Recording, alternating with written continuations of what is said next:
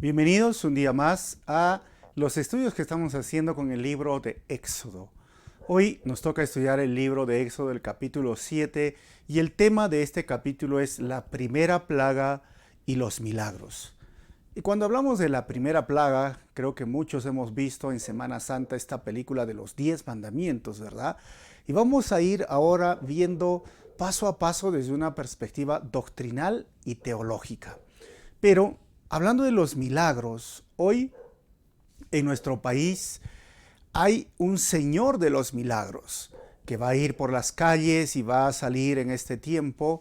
¿Realmente hace milagros? Algunos podrán decir, pero yo le pedí algo al Señor de los milagros, el mes de octubre, el mes morado, y me hizo el milagro. A veces no se puede discutir o argumentar con algunas personas que dicen, Él me hizo el milagro. ¿Qué tan cierto son los milagros hechos por los santos, por los ídolos, o por el equeco, o por Buda, o por un adivino, por ejemplo, que va o que me leyó la coca? ¿Qué tan ciertos son estos milagros? ¿Realmente Dios está en medio de todo esto o no lo está?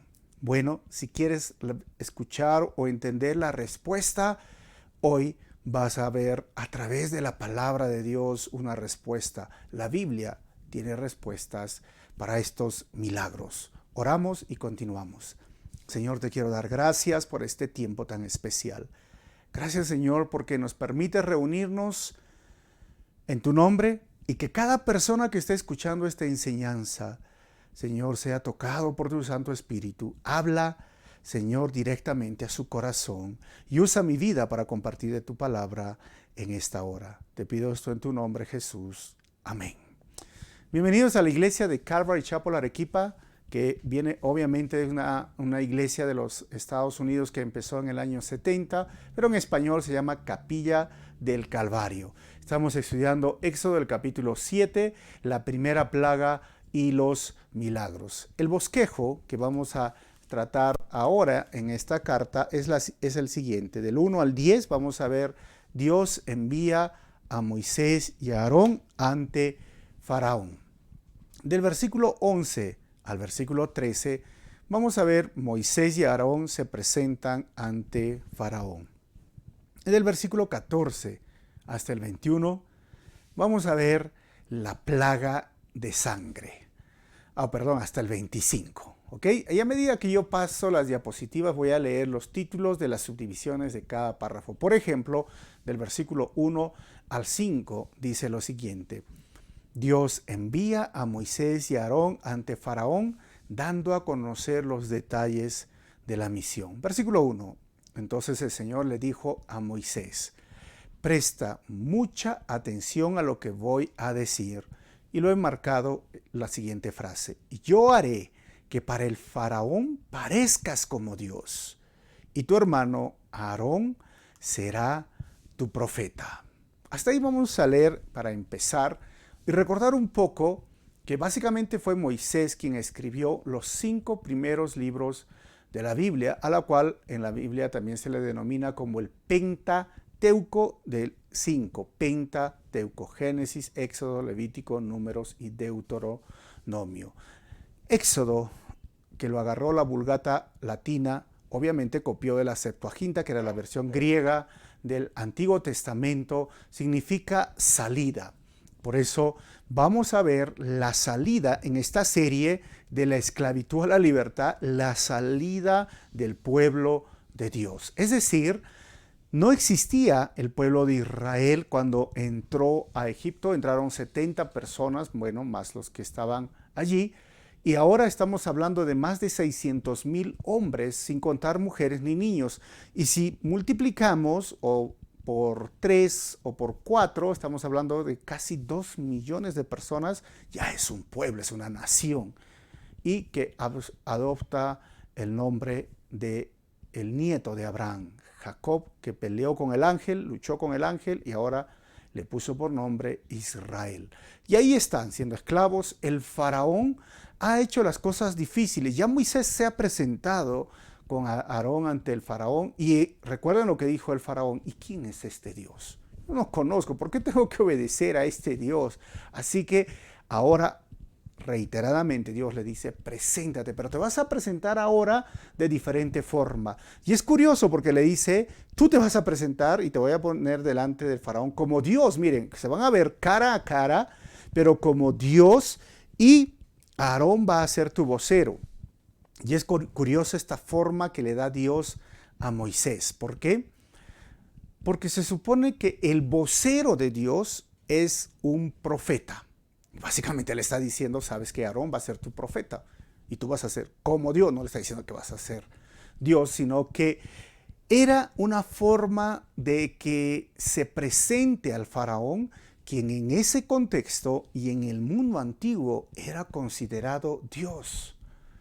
Muchos de estos hombres, de estos emperadores, de estos dictadores, se consideraban a sí mismos como Dios. Y obviamente el faraón se presentaba ante su pueblo como Dios. Y entonces ahora le dice: tú te vas a presentar igual a igual. Pero obviamente el faraón no consideraba a Moisés igual a igual, y menos consideraba a Dios, el Creador, nuestro Señor, como el único Dios. Él se creía Dios. Así que le dice: preséntate de esta forma. Es curioso que en el Nuevo Testamento, en el libro de 2 de Corintios 3, versículo 2 al 3, dice Pablo acerca de nosotros como iglesia: la única carta de recomendación que necesitamos son ustedes mismos. Sus vidas, dice Pablo, son una carta escrita en nuestro corazón. Todos pueden leerla y reconocer el buen trabajo que hicimos entre ustedes. Y el versículo 3 dice: es evidente que son una carta de Cristo que muestra el resultado de nuestro ministerio entre ustedes. Y lo he remarcado con negritas o con letra gordita, no sé. Esta carta no está escrita con pluma y tinta, sino con el Espíritu del Dios viviente. No está tallada en tablas de piedra, sino en corazones humanos.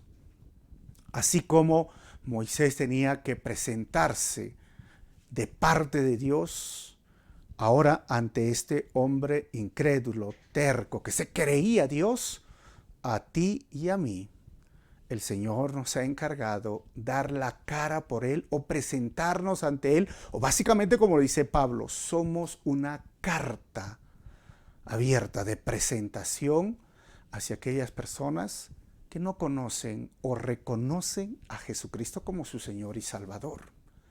¿Cuál es la impresión que tú das a las personas? Porque es terrible, hermanos, que hay personas que creen que cuanto más serio, más santo. Y parece como que su cara, su expresión, han chupado limón o han comido limón, ¿no? Y siempre están serios y piensan que es sinónimo de santidad. O sabes, porque soy cristiano. Soy cristiano. La verdad, yo no creo a Jesús con esa cara seria.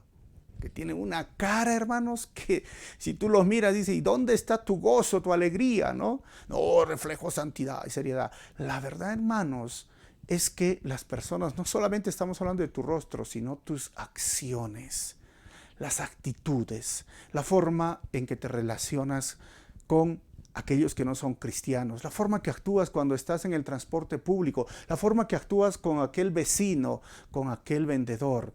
Yo sé que el mundo es difícil, hay personas que son difíciles, pero seamos sabios, porque al final tú y yo somos esa carta abierta, esa carta que ha sido escrita con pluma y letra, como dice, y tinta Pablo, por el Espíritu del Dios viviente. Y así como le encargó a Moisés que se presente y que dé la cara, Dios nos ha encargado a nosotros. Somos la luz del mundo, somos la sal del mundo. Somos aquellos que vamos a reflejar a Cristo todos los días con tu hijo, tu hija, tu pareja que todavía no conoce al Señor. Así que Moisés tenía este encargo. Y ahora, ¿qué sucedió? El versículo 2 dice: dile a Aarón todo lo que yo te mandé. Y Aarón deberá ordenarle al faraón, miren, va a ordenarle que deje salir de su territorio al pueblo de Israel. Versículo 3. Sin embargo, haré que el corazón del faraón se ponga terco para poder multiplicar mis señales milagrosas y mis maravillas en la tierra de Egipto. Es interesante esto, haré que el corazón del faraón se ponga terco. Ya en el estudio anterior hemos estudiado este tema.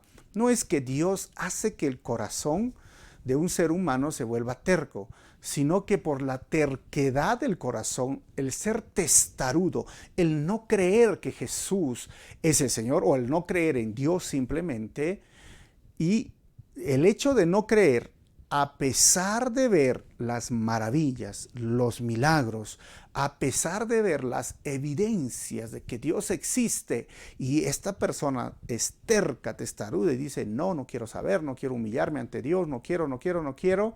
Entonces Dios le dice, tanto que quieres, entonces toma lo que quieres. Estás duro en tu corazón y duro y tantas veces por misericordia he tocado tu corazón, te he cuidado, te he sanado tus enfermedades, te he ayudado, inclusive te he ayudado con este virus, has salido del virus, estás vivo ahora, pero tú eres terco, terco y no te humillas ante el Creador, ante el único Dios, pues al final toma lo que quieres, un corazón duro, terco que no va a poder ver a Dios. Ustedes dirán, pero así es Dios, sí, así es Dios, porque Dios otorga misericordia, pero también Él tiene todo el derecho de decir, sabes que no te doy mi misericordia. Como el padre al hijo, ¿no? Un padre a un hijo que le dice, no te portes así, no hagas estos errores, no lo hagas, no lo hagas, no lo hagas, y al final el hijo terco y terco y terco y terco, al final el padre dice, ¿sabes qué? Si tú quieres, hazlo pues. Y cuando te golpees y cuando veas las consecuencias de lo que estás haciendo, bueno, estaré aquí. Pero el Padre Celestial, miren, Romanos capítulo 1, versículo 24, a estas personas que tenían el corazón testarudo, dice el versículo 24, entonces Dios los abandonó para que hicieran todas las cosas vergonzosas que deseaban en su corazón. Como resultado, usaron sus cuerpos para hacerse cosas viles y degradantes entre sí. O sea, los versículos anteriores dice que ellos básicamente no hicieron caso a la revelación general, la creación, las evidencias, las pruebas científicas que hay de que Dios existe, de que este planeta no viene de la nada. ¿Cómo puedes creer que la nada puede formar algo?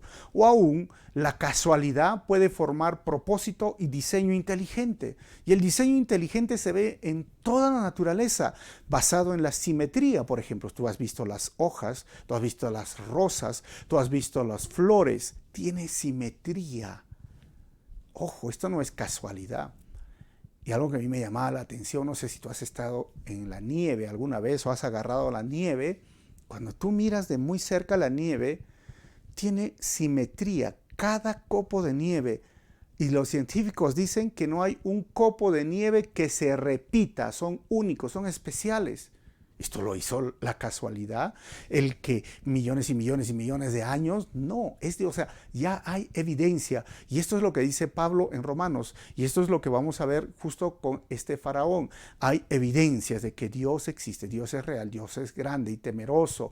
Pero ellos no quisieron hacer caso. Y por eso dice, Dios los abandonó para que hicieran todas las cosas vergonzosas que deseaban. Es decir, ellos deseaban en su corazón hacer el pecado, portarse mal, y simplemente Dios les avisó, les advirtió, les habló y ellos dijeron tercos, no, no y no. Entonces Dios dice, bueno, los abandono, háganlo, háganlo. Versículo 28, mire, Romanos 1:28 dice, por pensar que era una tontería reconocer a Dios, Él los abandonó a sus tontos razonamientos y dejó que hicieran cosas que jamás deberían hacerse. Esto se llama la depravación del ser humano, especialmente aquellas personas que dicen es una tontería, es una tontera creer en Dios, ¿no? ¿Has escuchado personas así? Tú le hablas de Dios, yo estoy en la iglesia, lee la Biblia, es una tontera, yo no estoy para tonteras, son tonterías.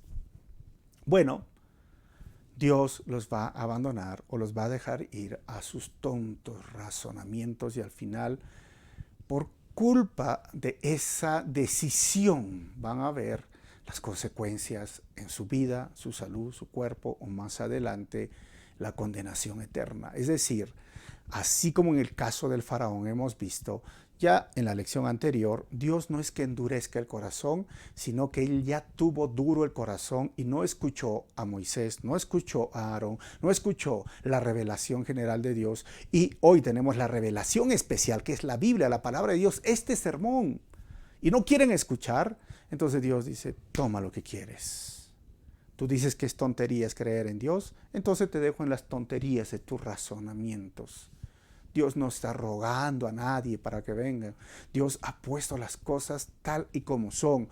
Él ha hecho todo lo posible. A su propio Hijo, nuestro Señor Jesucristo, lo ha enviado. Lo más precioso que pueda tener un padre, ¿no? Una madre, su Hijo, lo ha entregado al Hijo único que tenía para venir a este mundo, ensuciarse con este mundo en el pecado y morir en la cruz como un vulgar ladrón, una vulgar persona. Se burlaron de él, se mofaron de él y lo crucificaron de tal manera que estaba siendo maldito en un madero, porque eso es lo que decía la ley, pero esa era la maldición de la ley que venía sobre la raza humana. Él la llevó sin tener culpa.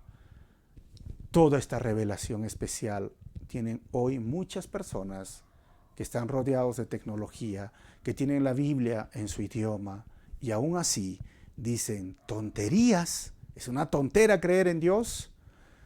Cuídense, porque muy pronto quizás vas a tener lo que tú quieres, es vivir una eternidad alejado de Dios. Si quieres vivir hoy alejado de Dios, quizás lo vas a tener. Y mi oración es que en su misericordia Dios toque tu vida, para que te arrepientas, para que tú puedas entender que hay salvación en Jesucristo, que Él vino a este mundo para rescatarte, para perdonar tus pecados, para que la culpa hoy de tus pecados sean borrados y hoy darte una vida santa. Faraón no quiso caso y ahí el corazón se le endureció. Versículo 4 dice, aún así, el faraón se negó a escucharte. El faraón se negará a escucharte. Por eso, dice el Señor, alzaré mi puño contra Egipto, luego rescataré a mis ejércitos, a mi pueblo, los israelitas, de la tierra de Egipto, con grandes actos de juicio. Probablemente aquí tenemos una de las situaciones que vamos a ver a lo largo de este libro. Es decir, el juicio de Dios tenía que venir por Egipto o para Egipto por todo lo que habían hecho contra el pueblo de Dios. Y Dios dijo, bueno, si se endurece el corazón, bueno, yo lo voy a endurecer y al final vamos a ver que el juicio va a caer sobre ellos. O sea, el juicio va a ser una realidad y lo vamos a ir viendo versículo por versículo. Pero ojo, así como el juicio de Dios fue una realidad, hoy el juicio eterno también es una realidad. Versículo 5. Cuando levante mi mano poderosa y saque a los israelitas, los egipcios sabrán que yo soy el Señor. Esa era la pregunta del faraón, ¿recuerdan? ¿Quién eres pues tu Señor? ¿Quién es ese Señor para que yo tenga que hacer caso? Dice el Señor, yo voy a levantar mi mano poderosa, yo voy a sacarlos y ellos recién sabrán que yo soy el Señor. Del versículo 6 al 10 ahora. Dios envía a Moisés y a Aarón ante Faraón, dando detalles de la primera señal de la misión. Versículo 6.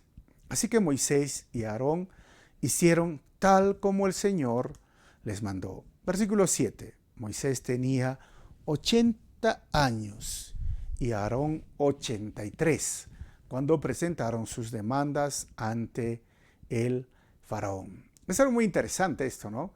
Que el mismo escritor Moisés escribe su edad y hablando de los 40, 40, 40, ¿no? 40 años pasó en Egipto pensando que era alguien. 40 años pasó en el desierto pensando que no era nadie, porque al final dijo, Señor, ¿cómo vas a escogerme a mí? Búscate otro. Por eso es que dice que tiene 80 años. Y va a pasar 40 años más con el pueblo de Israel en el desierto, liderando a este pueblo testarudo que lo vamos a ver más adelante. Obviamente nos muestra este versículo que Aarón era 3 años mayor que Moisés.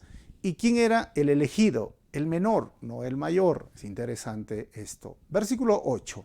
Después el Señor les dijo a Moisés y a Aarón. Versículo 9. El faraón les dirá: muéstreme un milagro. Ahí van los milagros, hermanos.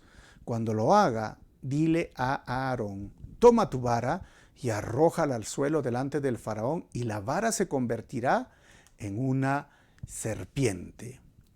Ahora, imaginémonos, ¿no? Dios le dice esto a Aarón y Moisés van donde este faraón, y esta vara se va a convertir ahora en serpiente. Ahora, ¿qué significa esto? Que la vara se convertirá en una serpiente. Esta palabra serpiente es muy interesante. En este momento, en este texto, no se utiliza la palabra hebrea común para serpiente, que es nahash, que se usó la primera vez cuando la vara se convirtió en serpiente cuando les mostró a los ancianos, sino que ahora se usa la palabra tamnim. Si tú puedes poner una Biblia interlineal, vas a ver tamnim. ¿Y qué significa tamnim? Esta palabra también se puede traducir como monstruo marino, serpiente marina, dragón o chacal. O sea, se convirtió probablemente en un monstruo marino, o se convirtió en una serpiente marina o en un dragón. Es algo interesante. Y algunas versiones bíblicas, hermanos, la traducen como cocodrilo. Es que sí que se convirtió en un cocodrilo. Esta señal entonces puede estar vinculada con el dios cocodrilo, llamado Sabej, que tenían los egipcios, y que era considerado como el dios creador del mundo y del orden cósmico. Los egipcios creían, y ojo, no solo los egipcios, todas las culturas creen en un Dios creador. En nuestra cultura inca tenemos el Huiracocha, que era para los incas el creador, mientras que el sol era el dios al cual adoraban, pero encima estaba el Huiracocha porque había un dios creador. Esto se llama revelación general. En todas las culturas tienen un nombre para el Dios creador. Y si esta es verdad, esta palabra tanín, entonces, y si se convirtió en un cocodrilo, no simplemente podríamos decir fue una serpiente, o sea, era un animal extraño. ¿Y qué sucedió? Versículo 10. Entonces Moisés y Aarón fueron a ver al faraón e hicieron lo que el Señor les había ordenado. Aarón tiró su vara al suelo delante del faraón y de sus funcionarios, y la vara se convirtió en un cocodrilo, no sé, una serpiente marina, en un dragón. Hermanos, ustedes pueden imaginarse en este momento cuando viene como una serpiente Moisés y todo el faraón se asusta y todos ahí, ¡ah! ¿Qué es esto?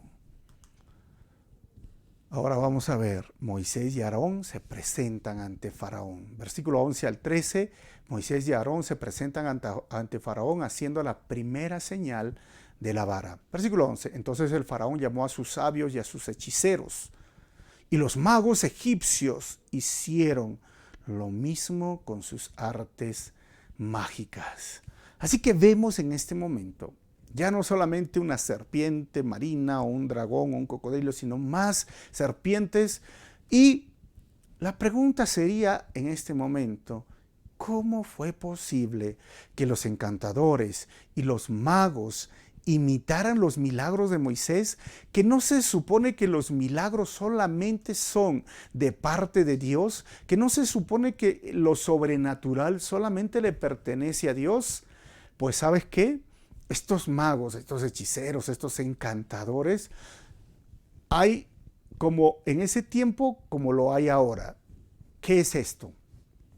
El 90% podríamos decir son falsos, tienen trucos, tienen cuestiones químicas, son ilusionistas, pero el 10% es real y no actúan así haciendo la magia, el encantadores o el encantamiento, o haciendo las cosas trafaciosas, como diríamos, ¿no? Por ahí, o con trucos, porque hay unos programas en televisión. Vamos a destapar los trucos de los magos o de los ilusionistas.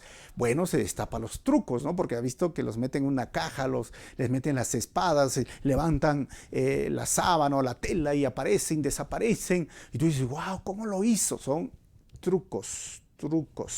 90% son así, pero el 10% sí hay algo sobrenatural, pero no es por Dios, sino por el enemigo, por Satanás, por el diablo. Ojo, lo sobrenatural no solamente viene de Dios. Miren, 2 de Tesalonicenses capítulo 2, versículo 9 al 10, ¿qué nos dice Pablo?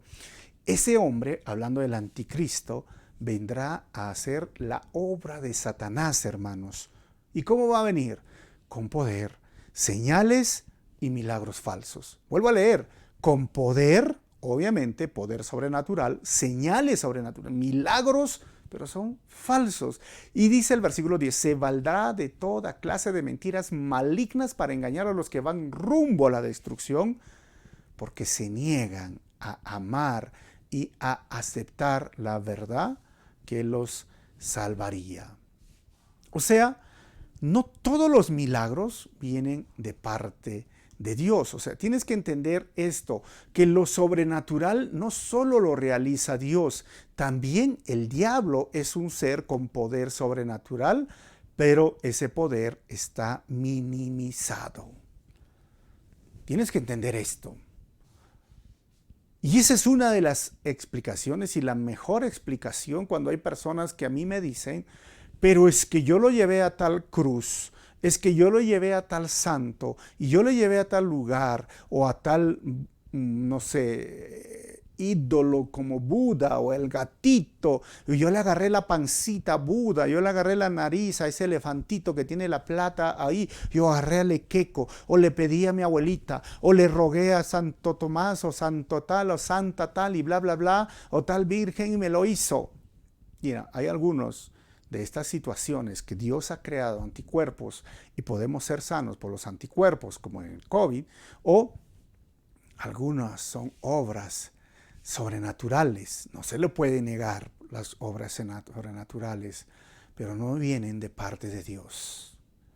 Hay un poder maligno, hay un poder de esos magos o hechiceros que estoy hablando en el mundo de egipcio y hoy en el mundo de hoy. Hoy se hacen llamar chamanes, brujos, santeros. Son personas que se conectan directamente con el mundo maligno, sobrenatural.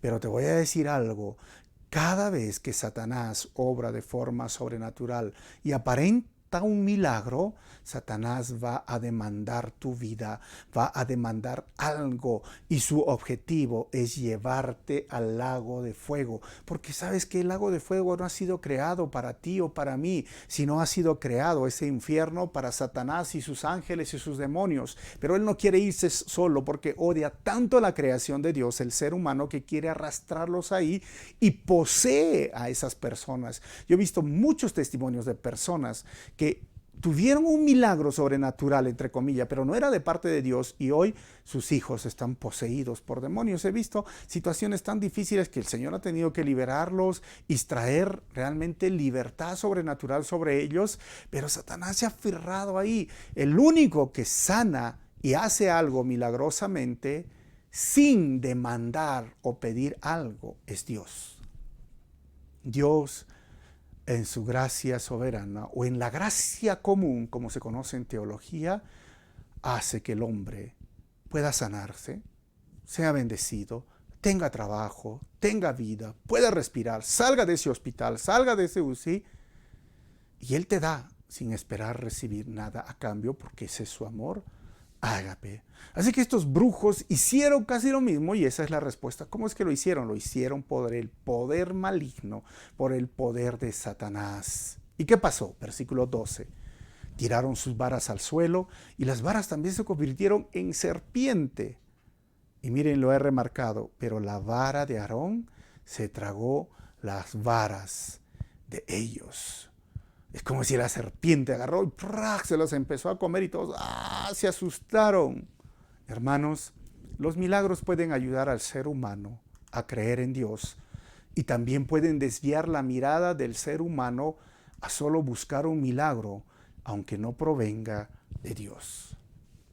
Si tú, amigo o hermano o hermana, te dejas simplemente causar sensacionalismo por los milagros y estás buscando los milagros, pues créeme que no estás entendiendo quién es Dios y muchas veces te desvía del mensaje verdadero de Dios y solo están buscando milagros y milagros.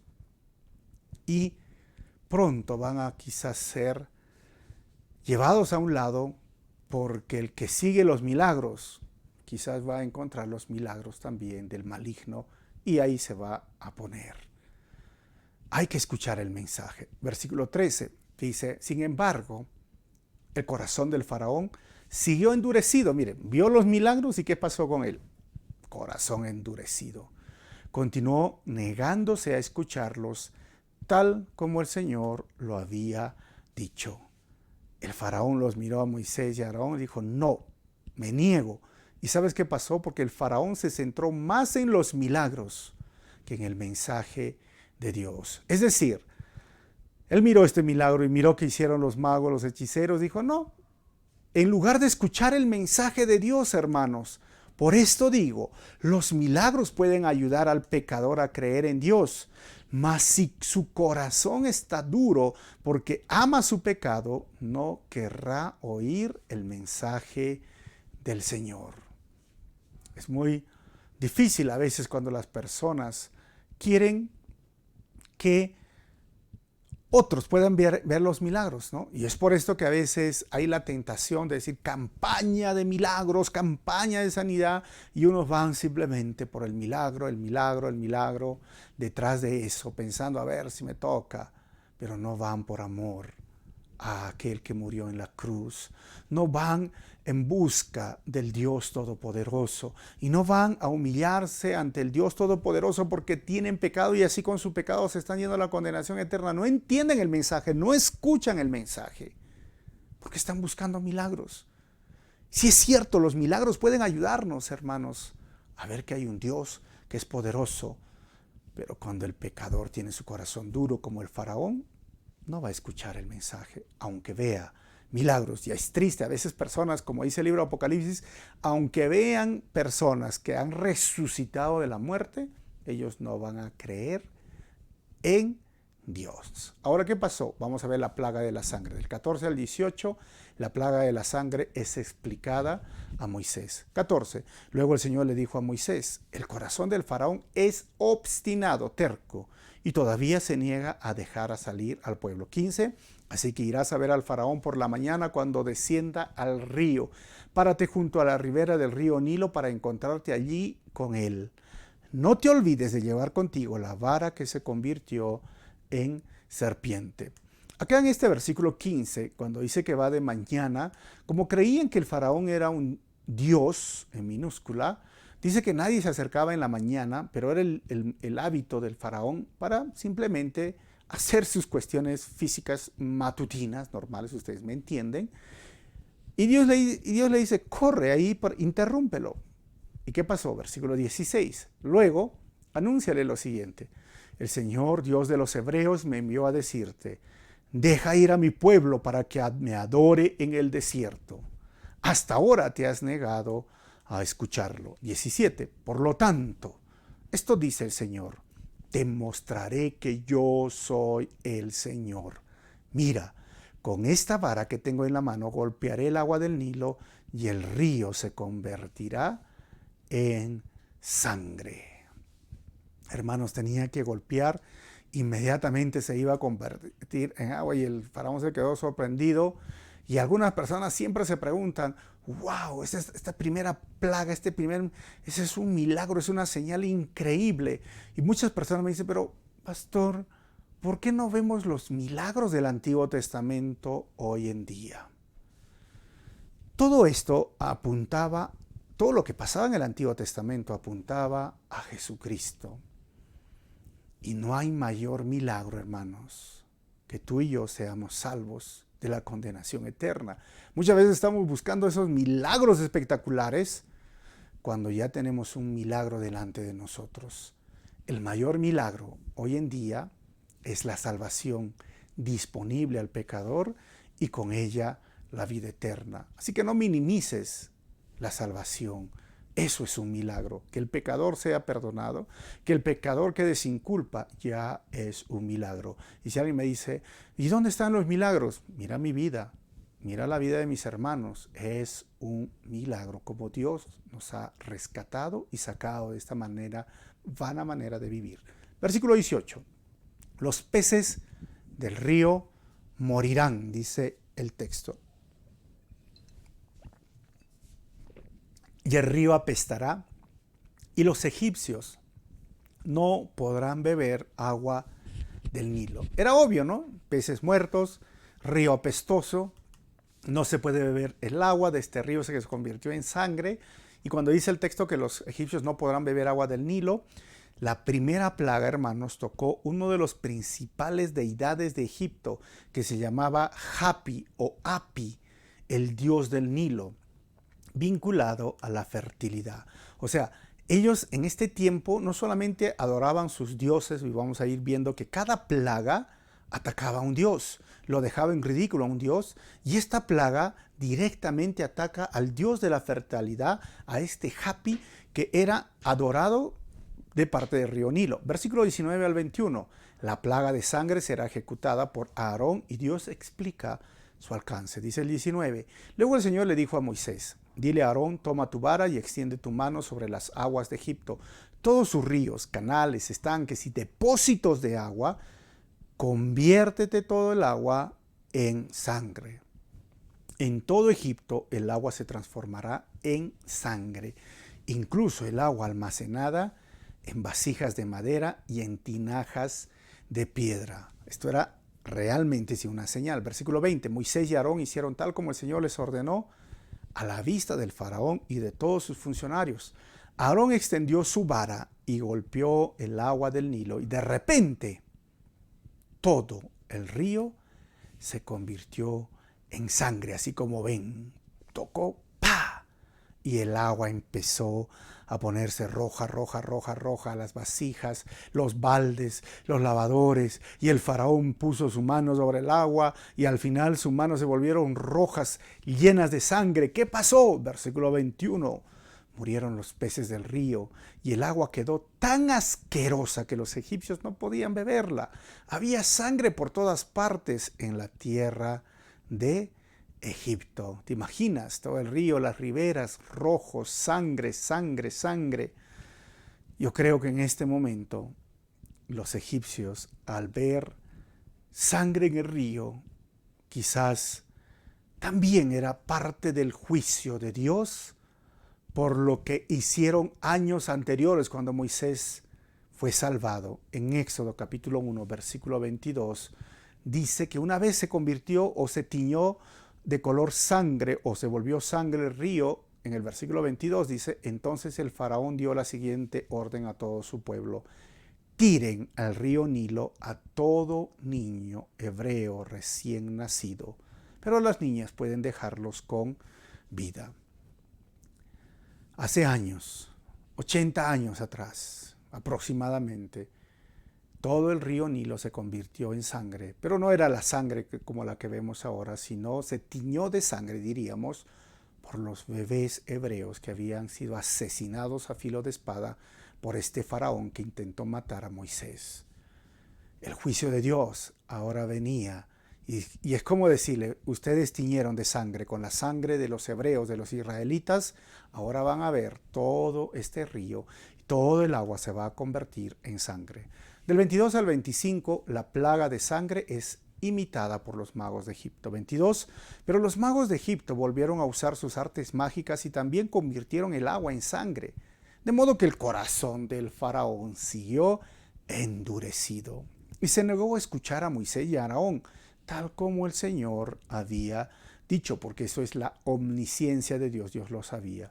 El faraón regresó a su palacio y no le prestó más atención al asunto. Así que al ver sus súbditos y el faraón lo que hicieron los magos otra vez, dijeron, ¿sabes qué? No molestes, esto es truco. Y realmente fue truco.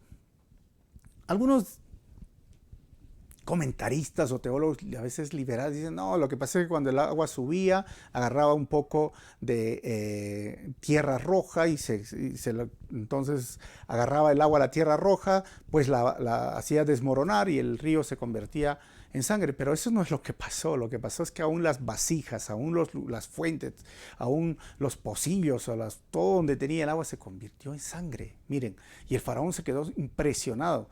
Si eso hubiera pasado comúnmente, pues obviamente no tendría esta impresión. Así que queda descartada esa opinión de algunos supuestamente eruditos. Versículo 24. Entonces los egipcios cavaron en las riberas, y ahí va la actitud de los egipcios, del río en busca de agua potable, porque no podían beber el agua del Nilo. Hermanos, Dios vence a los dioses egipcios. ¿En qué sentido? El dios egipcio Hanum era el guardián del Nilo. Y esto demostró que no podía proteger su territorio. Aún el río Nilo era, como dije, un dios. Y el dios Hapi, que era el espíritu del Nilo que les dije, y fue abatido ahora por esta plaga. Ahora, el gran dios Osiris tenía el Nilo como su torrente sanguíneo, y en esta plaga realmente sangró. Y el Nilo mismo era adorado como un dios, y hay papiros que registran himnos cantados en alabanza al río. Al final no pudieron hacer nada para revocar este milagro o esta señal dada por Dios. 7 días pasaron desde el momento en que el Señor hirió al Nilo. ¿Y qué va a pasar después de los 7 días? Viene la segunda plaga. ¿Y cuándo vamos a estudiar la segunda plaga? La próxima semana, a la misma hora, por el mismo canal, como siempre les digo, van a ver cuál es la segunda plaga y a qué Dios ahora va a simplemente ponerlo en ridículo, el único Dios que existe. 4 conclusiones y terminamos. Primero, cuando el ser humano endurece su corazón, a pesar de ver los milagros o el poder de Dios, muy pronto será abandonado a su terco corazón. Recuérdalo esto. Pueden ver los milagros o el poder de Dios, pero si son duros y se endurecen, muy pronto van a ser abandonados a su terco corazón. Número 2. Hay milagros falsos que provienen de la mano de Satanás. Por lo tanto, no debemos buscar los milagros, sino buscar su palabra revelada, la Biblia, para crecer en el milagro recibido de la salvación. Número 3. Ningún milagro de Dios ayudará a un corazón obstinado o terco y que ama el pecado. Y número 4. Hay un solo Dios y los demás dioses culturales o ídolos no son rivales de nuestro Dios en poder y gloria. Por lo tanto, ¿qué debemos hacer? Darle gracias por la salvación y orar por aquellas personas que tú ves que están duros en su corazón. Pídele misericordia a Dios para que los salve, porque quizás más adelante su corazón se va a endurecer más y Dios los va a abandonar tristemente. Padre Santo, te damos gracias en esta hora. Yo sé que tú has provisto la solución para un corazón duro. Es la muerte de tu propio Hijo, nuestro Señor Jesucristo. Ten compasión de aquellas personas que están escuchando esta enseñanza o de los familiares de mis hermanos que están escuchando esta enseñanza, pero que su corazón está duro. Oro por la salvación de ellos. Ten misericordia, ten compasión. Dale, Señor, una oportunidad más para que sean salvos. Y agradezco una vez más, porque tú me has salvado, porque tú has abierto mis ojos para poder ver la salvación. Y hoy, gracias a ti, podemos disfrutar de una relación personal contigo. Gracias, porque hoy podemos ser esas cartas abiertas. Hoy podemos y debemos reflejar tu gloria a través de nuestras acciones y nuestra vida. Que tu gracia nos acompañe, que tu sabiduría, Señor, nos haga tomar las decisiones correctas y que cada día vivamos para la alabanza de tu gloria. En tu nombre, Jesús, oro así, Señor. Amén. Dios te bendiga y la próxima semana seguimos con la segunda plaga. Nos vemos.